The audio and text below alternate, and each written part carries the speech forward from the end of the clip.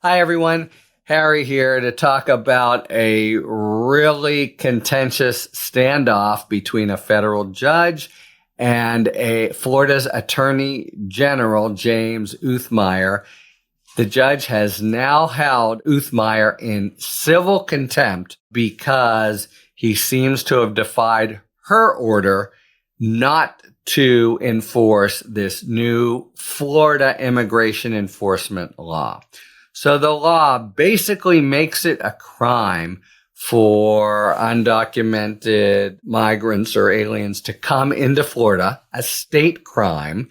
And obviously, it's a law that Uthmeier himself championed, but there was a suit based on it, and the federal judge said, that looks like it's unconstitutional to me, and I'm going to stay the operation of the law while I figure out what is to be done.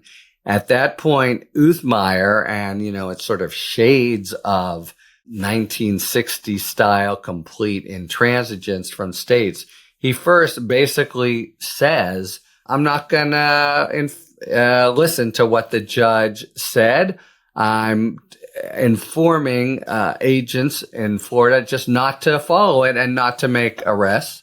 And he then, seeing that he was on thin ice, did what he obviously thought was kind of getting away with it, but still resisting, but not really, by saying to the officers, he cannot say whether they should make arrests. It's sort of up to them.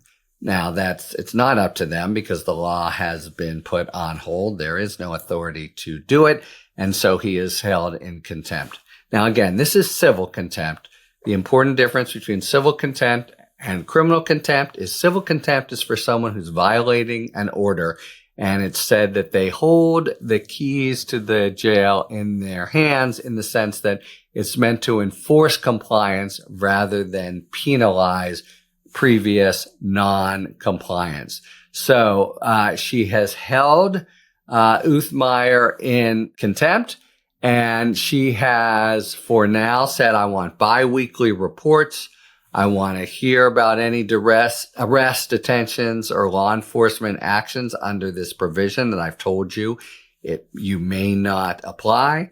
I want the first one July 1st. I also want to hear about any arrests, and right away under this law, which is a law that I've held is not in effect. That's the so-called sanctions is one word, but really the measures she has put into place to enforce compliance. And she said, maybe I'll have to do other ones that might include fines or fees to compensate plaintiffs for what they have to go through to enforce the court's order. Uthmeier, who is in a whole sort of separate little fight with DeSantis and has gotten a lot of PR of late for kind of flexing his muscles as against DeSantis, and that's a whole sort of intramural Florida dispute, said before, postured very strongly, if Judge Williams wants to lock me up in jail, I'm willing to take it. Though, again, the judge is saying this isn't about criminal contempt, so she can impose fines.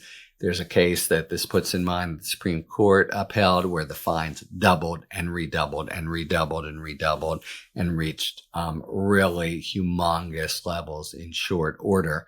And that affects the whole state. But he says, I'm not going to cave and renege on my oath to uphold and defend our state constitution and laws. And of course, we do have in the federal constitution Article 6, which says federal law is supreme. So it doesn't have a leg you can stand on. It's just a sort of political position. Anyway, pretty damn big deal to actually find contempt, to actually find with all the sort of unrest and resistance afoot in this country. Here's one guy who just disobeyed an order of a federal court, and then to impose these fairly mild measures to make him comply. And if he continues not to, then the measures are going to go up. And, this will really be a very sort of impacted dispute. Now, it did go up to the Court of Appeals. And, he's got an ability, does Uthmeier, to review and appeal the decision on the merits of the federal judge, Kathleen Williams, who said this law is unconstitutional. But the Court of Appeals has also made it clear, in the meantime, this is the ruling and you got to obey it. Even if it's wrong or you say it's wrong, that's not a basis for simply ignoring it. So I think the civil contempt is going to stand. It may increase.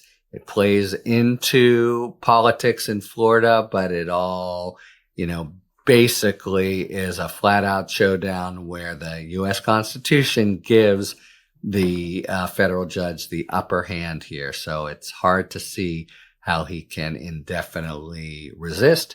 But that is the drama currently brewing in Florida. Again, over a state law and a ruling by a federal court that state law violates the federal Constitution.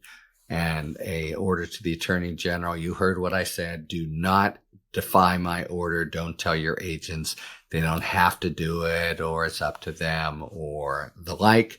Litigants, she writes in her extended 27-page ruling finding him in contempt, can't just change plain meaning of rules as it suits them. Fidelity to the rule of law can have no other meaning.